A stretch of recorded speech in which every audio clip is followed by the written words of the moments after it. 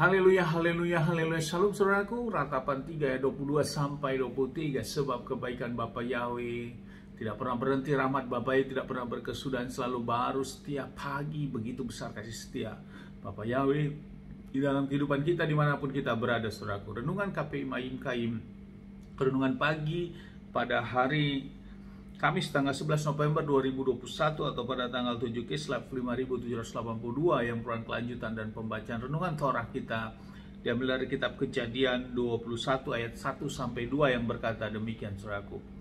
Dan Elohim Yahweh memperhatikan Sarah sebagaimana ia telah berfirman, dan Elohim Yahweh melakukan kepada Sarah seperti yang telah ia firmankan, maka mengandunglah Sarah. Lalu ia melahirkan seorang anak laki-laki bagi Abraham pada masa tuanya, pada waktu yang telah ditetapkan, sebagaimana Elohim telah berfirman kepadanya. Saudaraku, perikop yang baru saja kita dengarkan dalam bacaan renungan Torah ini adalah tentang Ishak dilahirkan. Ini adalah peristiwa di mana saat Bapa Yahweh menyatakan suatu janjinya, saudaraku, bahwa Sarah akan melahirkan seorang anak pada usia tuanya ini saudaraku, dan tergenapi sudah. Dan juga lahirlah seorang jabang bayi yang Abraham memberi namanya Ishak saudaraku.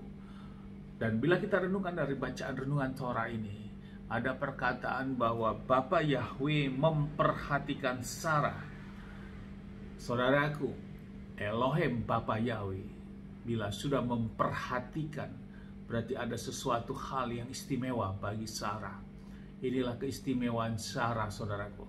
Selain Sarah memang sudah menjadi suatu pilihannya Bapa Yahweh, Sarah juga hidupnya sebagai orang istri yang begitu tunduk kepada suaminya yaitu Abraham saudaraku. Dan semua itu dimiliki oleh Sarah saudaraku. Selain kecantikannya yang luar biasa, walaupun sampai usianya tua, ada perkataan Bapa yang memperhatikan terus terhadap Sarah ini, dan janji itu dinyatakan. Saudaraku, bila kita renungkan terus bahwa Sarah melahirkan Ishak pada saat Abraham berusia 100 tahun, saudaraku. Ini yang menjadi perbedaan antara Ishak dan juga Ismail, anak dari Hagar, dari pelayan atau budak mereka, saudaraku. Selain perbedaan antara status Sarah dan juga Hagar, Sarah adalah istri yang memang istri resmi dari Abraham, sementara Hagar adalah budaknya saudaraku, atau pelayan daripada Abraham ini saudaraku, yang melahirkan seorang anak yaitu Ismail. Dan ini yang terus menjadi garis keturunan sampai saat ini kepada keturunan Bani Kedar. Dan kita masuk di dalam keturunan dari keturunan dari Ishak ini saudaraku, sebagai anak perjanjian. Walaupun dari sisi ibunya yang berbeda, namun dari sisi Abrahamnya juga berbeda saudaraku. Perbedaannya di mana saudaraku? Saat Abraham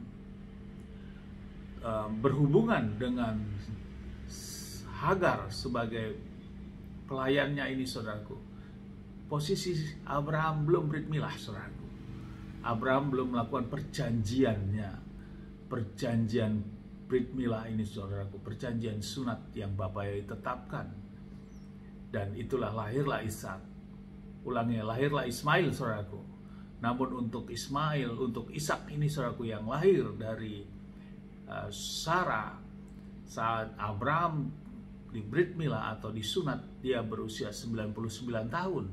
Dan saat Ishak lahir, usia Abraham 100 tahun saudaraku.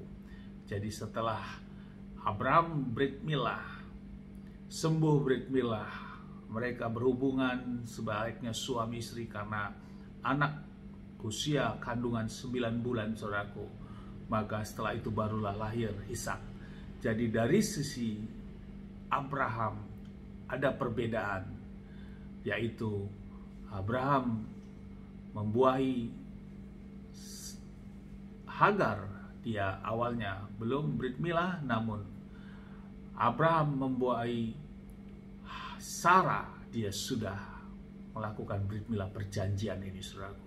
Jadi ada kesempurnaan, ada yang berbeda saudaraku. Walaupun sama-sama memang dari keturunan Abraham ini saudaraku. Selain istri yang berbeda, namun di dalam diri Abraham juga berbeda terhadap garis keturunan ini saudaraku. Antara garis keturunan Ismail dan juga Ishak sebagai anak perjanjian ini saudaraku. Inilah hukum Bapa Yahweh, sistemiknya Bapa Yahweh.